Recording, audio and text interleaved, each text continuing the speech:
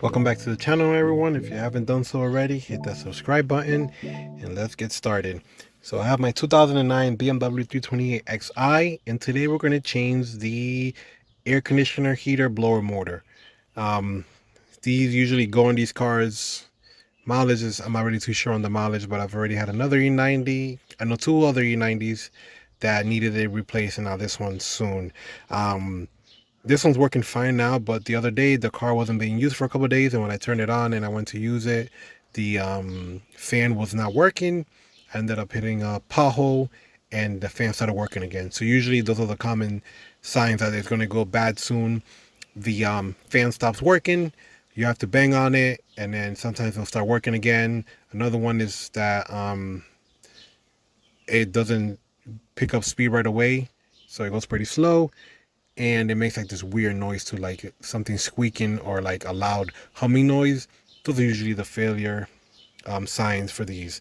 So I bought this one, and it's been hot these last few days, so before it just dies on me and I'm stuck with no AC, I decided to buy one.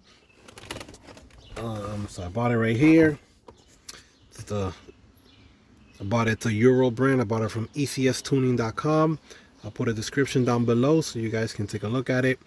But this one, it's pretty good. I paid $96 plus shipping.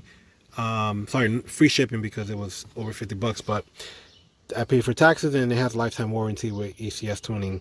You can get the original BMW one, but that's over like $200, almost $300. So I bought the Euro one before, and it works great. So changing is pretty easy. So you're gonna check right here where the glove box is on the passenger side. It's right under there, tucked inside over there. That's where it is. If you look at it here, it has a couple holes, but it doesn't really screw in. So let's take a look here. So here we are. There's a couple screws you have to take care of here. I forgot what size it is, but a couple Allen star bits there. So let me grab the side, and then I'll let you guys know what number it is. All right, so it's actually a T20. So a T20 Torx bit right here, star bit. You want to go ahead and take that off there, and then there should be two screws there, and then the piece comes right off. All right, so when you take off the bottom cover right here, don't forget to unplug the light right there, and then it has a little clip right here on the edge that kind of goes into that panel right there, right over here. So you want to kind of pull it out, but other than that, it's just held by the two screws there. So now got a little light here, but if you look under here, here's the whole thing right here. This is the fan blower motor. So right here, you kind of see it right there.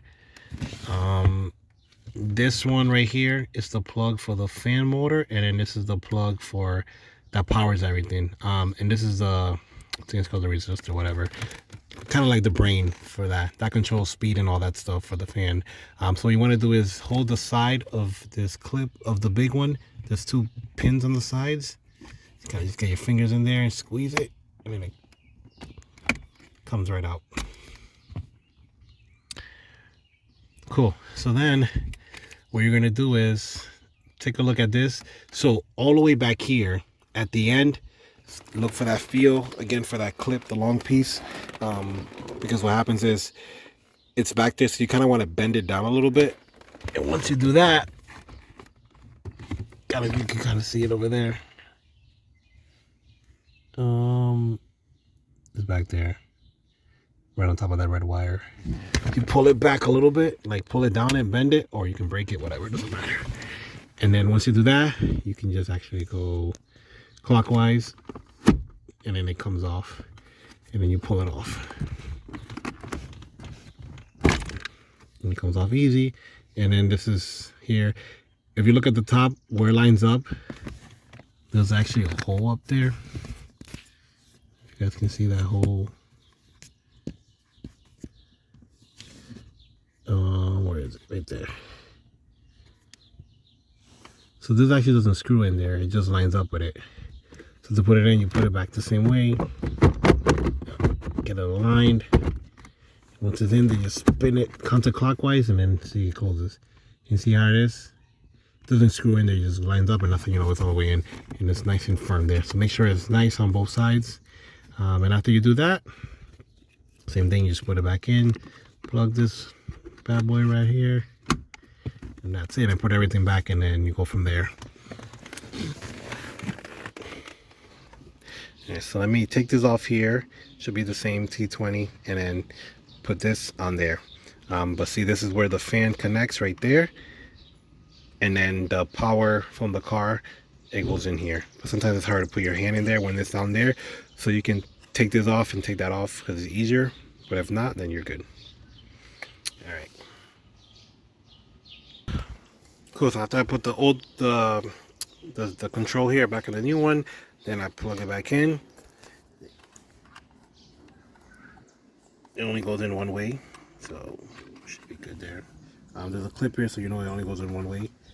When you put the new one in here, this one and the new one, be careful because you don't have to put these super tight. You just have to be there in place to, you know, once you hand tighten it, pretty much technically you can do that, but and hold it in place, you're good, because you don't want to break this, because sometimes this costs more than this whole fan right here. It's kind of like an easy job, but it's also very uncomfortable and annoying. So depending on your size, I had to put my seat all the way back because I couldn't get in there. And then once you do that, don't forget to change your cabin air filters right there. You can get the stock one, but this is like an upgraded one. So instead of having the big long one there, I put these on here that they're separate and they last longer. You can always wash those. So this is pretty much it. So I'll put that blower in the description below. Change it. You can tell this is the original BMW one. That's exactly how they look like. You got the BMW logo here, all that, and then you can see it's worn out. But this car got 156 on it, so it lasted a long time. But yeah, do that job again. If you hear those symptoms of those sounds of it's kind of making like a humming sound, a grinding sound, a squeaking sound. Sometimes it doesn't turn on unless you bang on it or hit a pothole. In my case, you know it's about to go. So, you know, if it was winter time and it goes on me, it's not a big deal. I have a jacket, whatever, and then I'll change it. But summertime, if it goes, it's been hot, I was like, let me just change it now and get it over with. So I know it was a little complicated video, but that's how you do that. Change it. It's pretty easy. Again, it's just uncomfortable and very annoying. But remember, there's no screws or anything that holds this to the car. So if it feels like it's really tight and it's not coming out, just you gotta really push it, and it'll come out eventually. And again, don't forget to pull this piece back, and then you can turn it. All right. So if you have any questions, put them down below, and I'll try to answer all the questions I can. Thanks, and thanks for watching.